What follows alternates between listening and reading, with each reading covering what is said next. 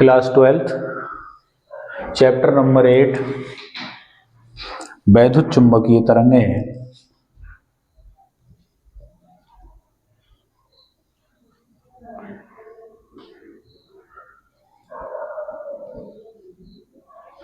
इसे इंग्लिश में कहते हैं इलेक्ट्रोमैग्नेटिक वेव्स।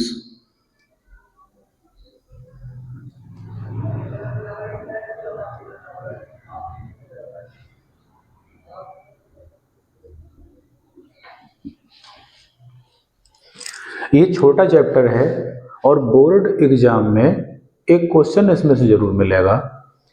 एक ही डेरिवेशन है कि प्रकाश तरंगों की विद्युत चुंबकीय तरंगों की प्रकृति अनुप्रस्थ होती है, सिद्ध करो। ये डेरिवेशन है या एक्सरसाइज है छोटी सी, 8-10 क्वेश्चन है, उसमें से कोई न्यूमेरिकल हो सकता है या निगमन मिलेगा। ये क्वेश्चन जरूर इसमें से। तो इसमें हम सिद्ध करने जा रहे हैं कि सिद्ध करो विद्युत चुंबकीय तरंगें अनुप्रस्थ प्रकृति की होती हैं। आखिर ये अनुप्रस्थ शब्द का अर्थ क्या है? हम जल की सतह पर जो तरंग है उसका उदाहरण ले रहे हैं। जल की सतह पर इस तरह की तरंग बनती है, तो कहीं पानी ऊपर उठ रहा है, कहीं पानी नीचे दब रहा है, लेकिन हमको जो वेव होती है, तरंग होती है, वो आगे की ओर जाती हुई मालूम होती है कि तरंग आगे को जा रही है। तो तरंग जा रही है इस दिशा में और जल वाइब्रेशन कर रहा है ऊपर नीचे, तो दोनों के बीच का जो कोण है वो कितने डिग्री हुआ? 90। तो इस टाइप की तरंगों को अनुप्रस्थ तरंग कहते हैं। तो हम ये विद्युत चुंबकीय तरंगों में ऐसा सिद्ध करके देखेंगे।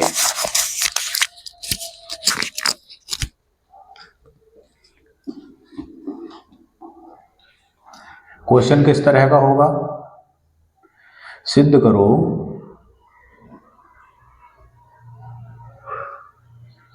वैद्युत चुंबकीय तरंगों की प्रकृति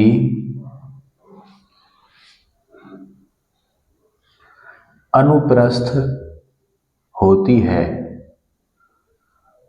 इस भाषा का क्वेश्चन है।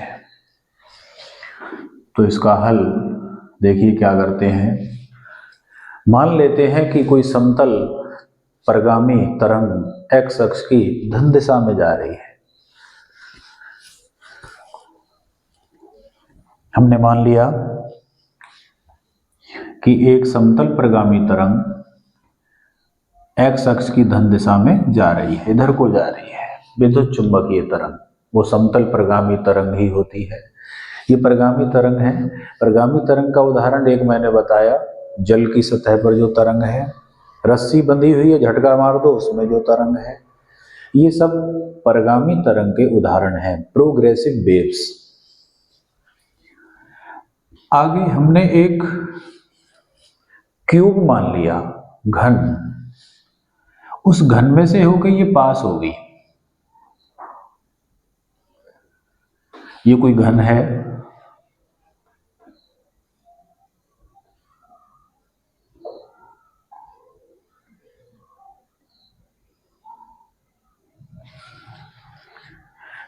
घन के इस कोने को हमने ओरिजिन पॉइंट, मूल बिंदु O पर मान लिया।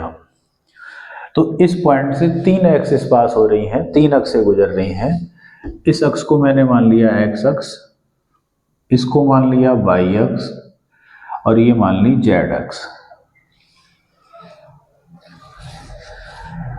और अदर कॉर्नर्स के हमने नाम रख दिए ए, बी, सी, डी। यहां ई, एफ, जी। ये तरंग जा रही है।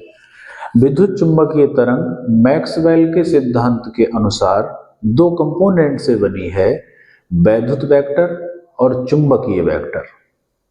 और वो दोनों वेक्टर तरंग के लंबवत कंपन करते हैं, वाइब्रेशन करते हैं।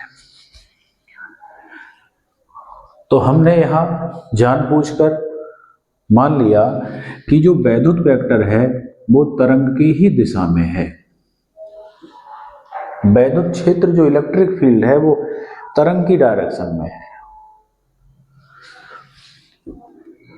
एक्स अक्ष की डायरेक्शन में है, तो हमने ई एक्स लिखा। तरंग का यहाँ तो वैद्युत क्षेत्र है ई एक्स, आगे जाने पर चूंकि तरंग जब वाइब्रेशन करेगी तो इलेक्ट्रिक वेक्टर चेंज होगा, घटेगा बढ़ेगा, जैसे पानी की तरंग में कहीं पानी उठ रहा है कहीं गिर रहा है।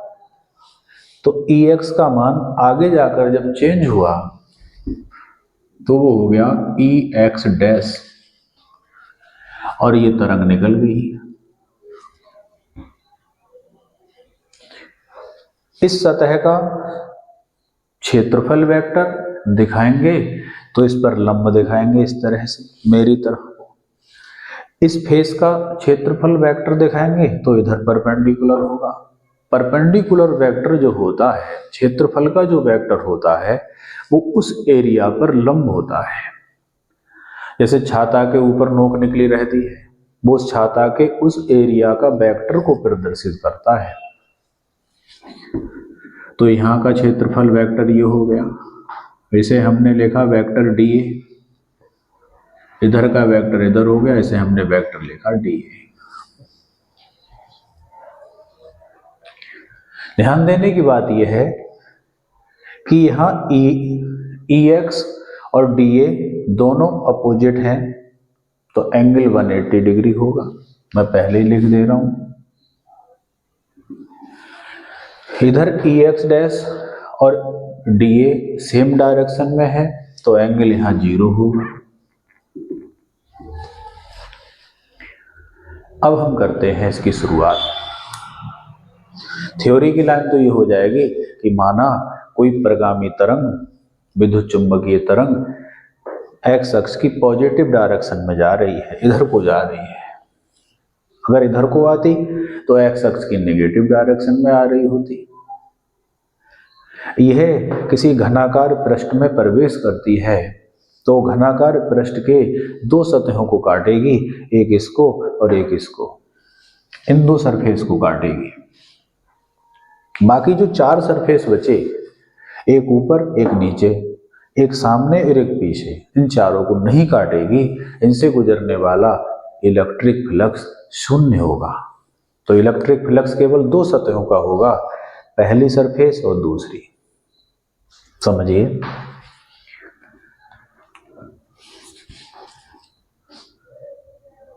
घनाकार पृष्ठ से गुजरने वाला नेट वैद्युत flux phi E equal to 0 होगा। नेट इलेक्ट्रिक फ्लक्स 0 होगा। क्यों? क्योंकि जितना फ्लक्स इधर से प्रवेश कर रहा है उतना ही निकल रहा है, तो अंदर क्या बचा? 0। किसी बर्तन में हम जितना पानी डालें उतना ही दूसरे सिरे से निकलता हो, तो अंदर मात्रा क्या बचेगी? 0। तो वही यहां है कि जितना इलेक्ट्रिक फ्लक्स प्रवेश कर रहा है उतना ही निकल रहा है, टोटल करेंगे अंदर क्या बच रहा है? 0। तो नेट फ्लक्स 0। अब क्या करना है हमको? पहले लेसन में हमने इलेक्ट्रिक फ्लक्स का फॉर्मूला पढ़ा है। वो क्या पढ़ा है?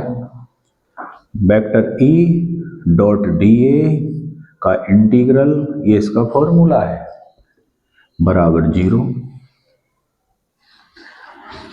इस फॉर्मूले को हम 6 स्टेप में ब्रेक करेंगे, क्योंकि घन में 6 फेस हैं, 6 सतह हैं, चारों ओर की 4, एक ऊपर एक नीचे। तो इसको मैंने 6 स्टेप में ब्रेक किया। Vector E dot D A plus vector E dot D A plus vector E dot D A plus vector E dot D A vector E dot D A, 1 2 3 4 5, और ये हो गया छठा स्टेप बराबर 0। और जो 6 फेस हैं उन 6 फेस के नाम इंटीग्रल के सफिक्स में डाल दिए। पहला face O A B G, O A B जी।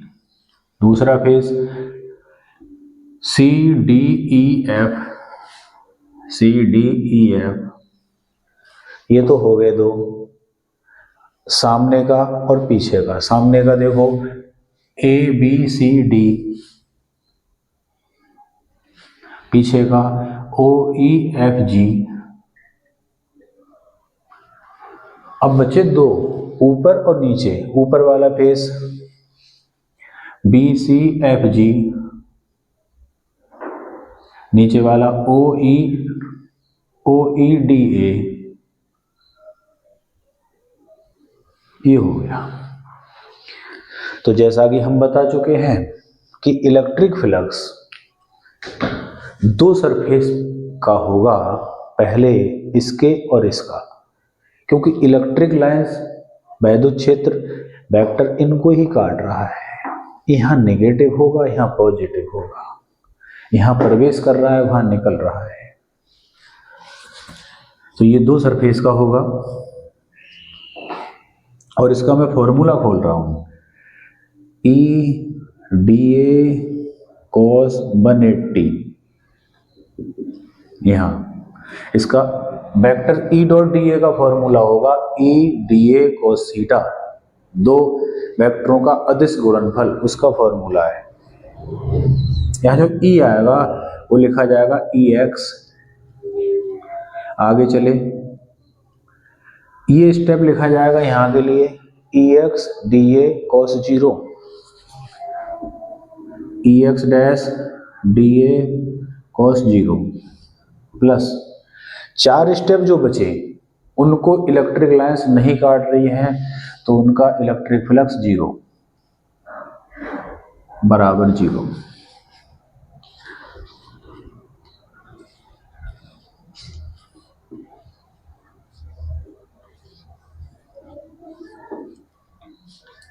इसे हम लिखेंगे E x integral d A cos 180 की value -1 plus E x dash integral के बाहर आया डी ए कॉस 0 की वैल्यू 1 इक्वल टू 0।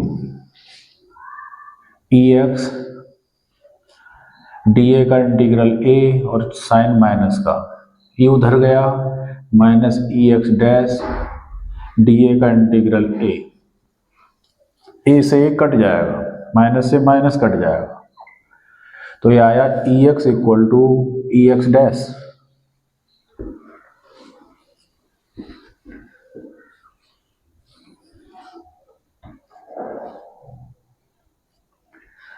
ये शो कर रहा है कि जितना वैद्युत क्षेत्र का मान यहां होगा उतना ही मान वहां होगा। अब हम इससे क्या निष्कर्ष निकालें? जिस तरीके से पानी में बिना हलचल किए तरंग नहीं बन सकती, ठीक उसी प्रकार विद्युत क्षेत्र के मान में बिना परिवर्तन हुए विद्युत चुंबकीय तरंग नहीं चल सकती। रस्सी में हलचल नहीं होगी, रस्सी में तरंग नहीं बनेगी। ई के मान में हलचल नहीं होगी तो तरंग ये नहीं बनेगी। हलचल का मतलब है ई का मान चेंज हो, तो यहां तो ई का मान चेंज नहीं हो रहा है। इसका मतलब जो हम लेके चले हैं कि ई की दिशा, ई और तरंग एक दिशा में है, ये जो लेके चले हैं, ऐसा मानने पर ई आ गया। ई आ गया इसका मतलब तरंग नहीं बन सकती, नहीं बनेगी या नहीं चलेगी। तरंग का चलना असंभव है, तो असंभव है इसका मतलब जो ये माना है ये असंभव है। तो फिर क्या होना चाहिए? तो होना ये चाहिए कि ई तरंग की दिशा में ना होकर ई जो होगा वो तरंग के लंबवत होगा। दोनों ई के मान बराबर है, बराबर होने पर ई का मान चेंज नहीं हो रहा, ये प्रदर्शित कर रहा है। ई का मान चेंज नहीं होगा तो जिस तरह से पानी में बिना हलचल के तरंग नहीं बनती, वैसे ई के मान में बिना चेंज के तरंग नहीं बनती। ई का मान चेंज होना चाहिए और यहाँ चेंज हो नहीं रहा है, तो तरंग बनेगी नहीं। तरंग नहीं बनेगी, इसका मतलब जो ये मान रखा है ये ऐसा मानना संभव नहीं है। ई की डायरेक्शन तरंग की डायरेक्शन के में नहीं होगी, तो ई की डायरेक्शन तरंग के किधर होगी? लंबवत। जो ई है उसकी डायरेक्शन तरंग के चलने के लंबवत होगी, और लंबवत होगी तो इसी को कहते हैं अनुप्रस्थ प्रकृति। यही क्या कहलाएगी? अनुप्रस्थ प्रकृति। इसी प्रकार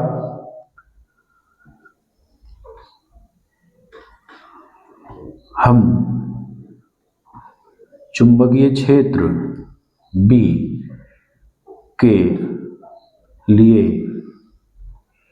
भी सिद्ध कर सकते हैं।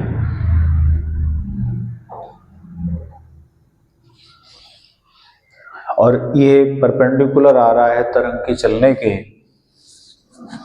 अतः तरंग अनुप्रस्थ प्रकृति की होगी। यही प्रूव करना था हमको। तो आज का काम इतना ही, शेष कार्य नेक्स्ट वीडियो में करेंगे।